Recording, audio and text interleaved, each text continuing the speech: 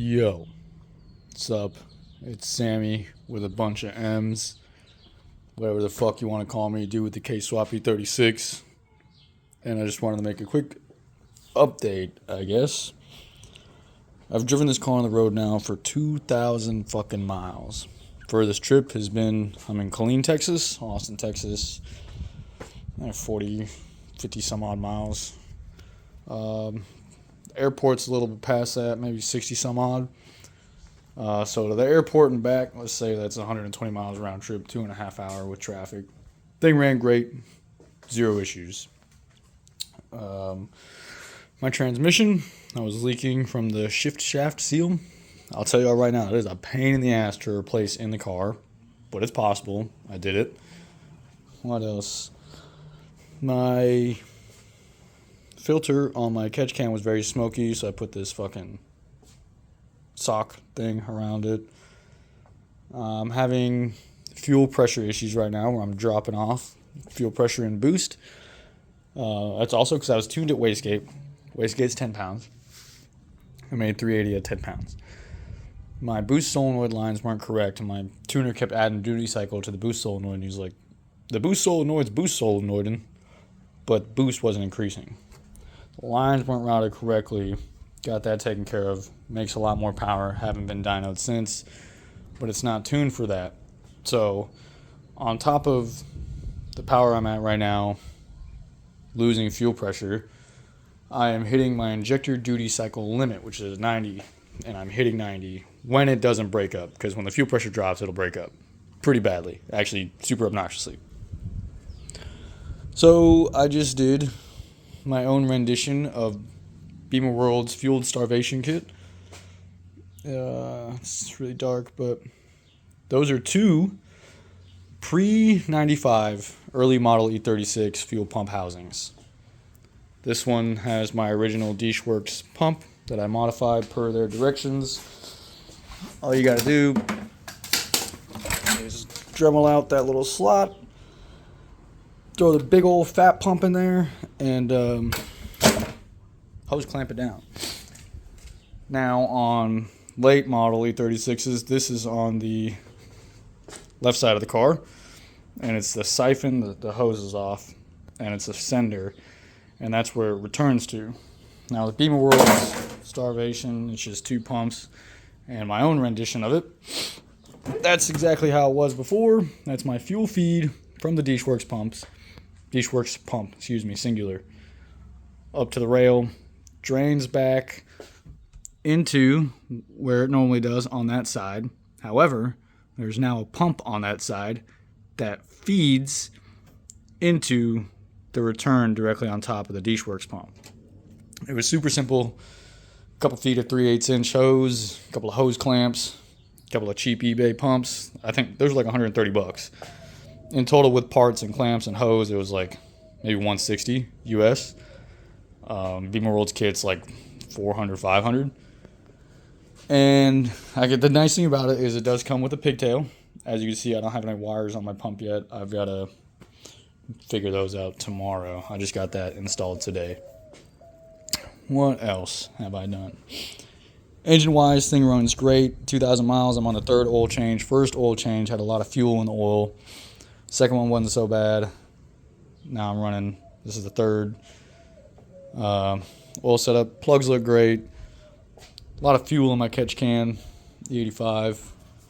I do want to show you all something before I forget about it. As I was talking about pumps, I am running the Dishworks 320. I've talked about it before. The factory fuel pump is this little guy right here. Little tiny pump. You see the gauge on those wires ain't very thick. You know, it's 180 car.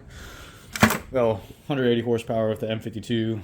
I don't know how much the M44, M43 made. Probably dog shit.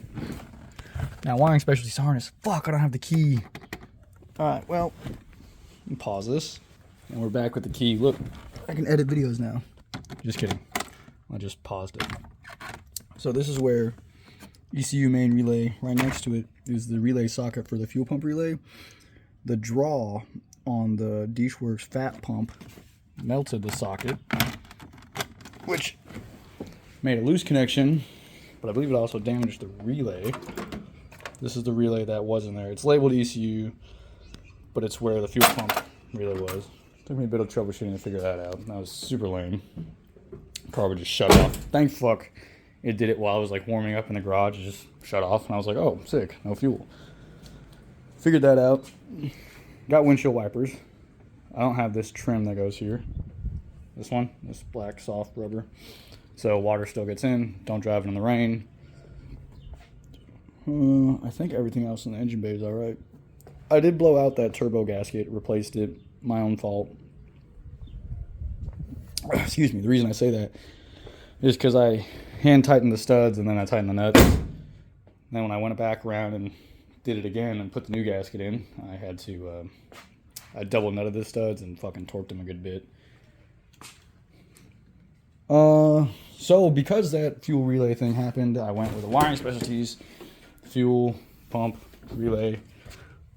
It's this fatty relay, straight to the battery, Beamer World optimal red top tie down, works great. And then wired to the pump. I need to upgrade the wires on the pump, because that also could be part of my fuel pressure issue, and I'm aware of that. Other than that, the car is sick.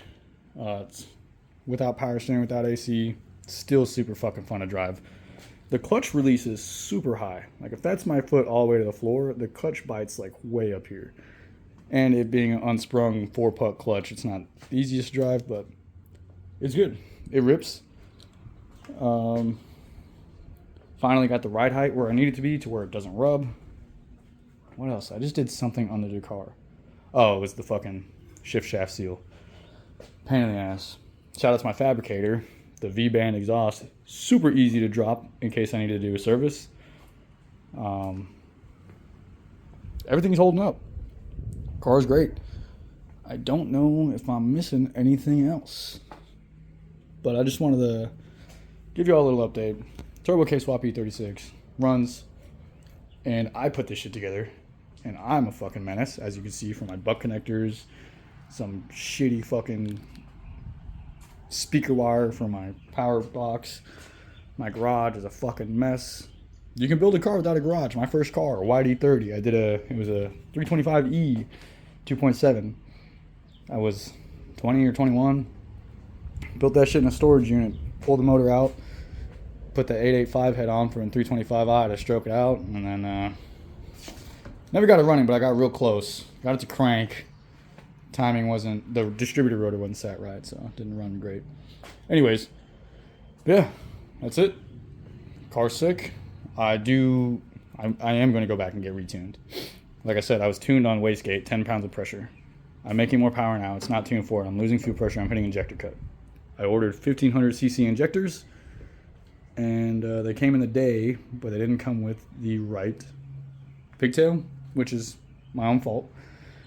When I built this harness, I built it for injector dynamics injectors.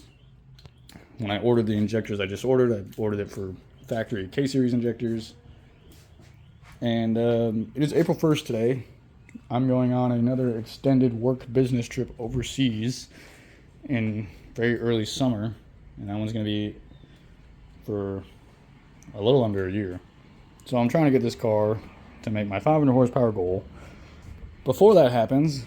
And then I can drop it off at a shop, have them fix this fucking paint, and wrap it what I think is going to be purple. I'd wrap it myself, but the gap between where asshole did this paint, dog shit paint, and factory paint isn't bad. Factory paint ain't so bad. It cleans up all right. It's just that fucking like, I don't care about this paint. Look at that orange peel. It's fucking dog shit. Sorry, getting distracted. Y'all got any questions, leave a comment, or DM me on Instagram. Way more responsive there. And yeah, that's all I got. I'll see y'all later. Yeah.